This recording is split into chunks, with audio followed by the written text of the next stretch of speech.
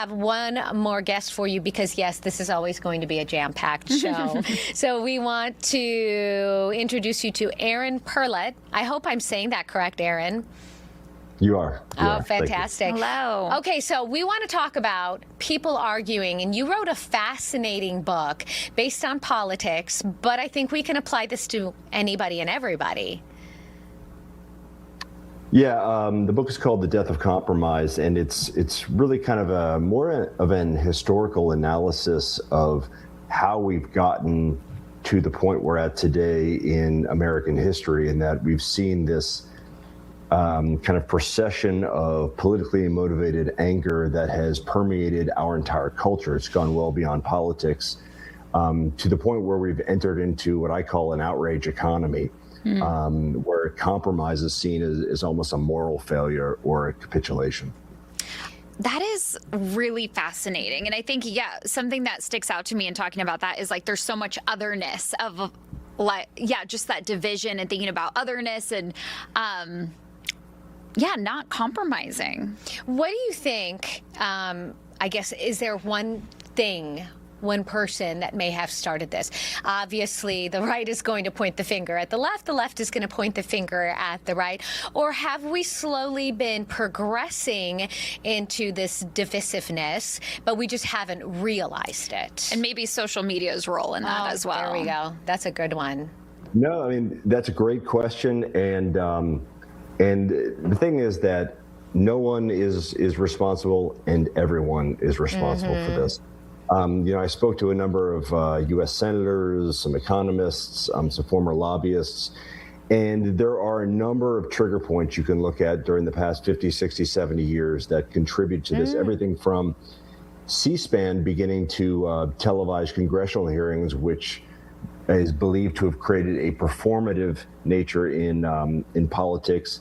In 1987, something called the Fairness Doctrine was removed by the FCC that created basically opinion television in news, which was not allowed prior. So this led to the creation of Rush Limbaugh, Fox News, MSNBC, all of these things. So that was like another step. And then you mentioned social media, and I think it's a really good point because we've essentially algorithms now are grouping us into our own individual tribes, and they're making us angry and vilifying those that we don't think exactly alike. And so there's a number of things, and I try to catalog those without assessing any blame, because I have zero interest in trying to tell someone you should be a Republican or you should be a Democrat or you should have conservative values or liberal values. That's not what this book is in any way. It's really kind of, if we don't learn from our past, how are we going to try to tamper things down and model behavior for kids and young people that are really just trying to ideate how they feel about the world and politics and human culture? Let's talk about political violence. If you go ahead. Piggyback.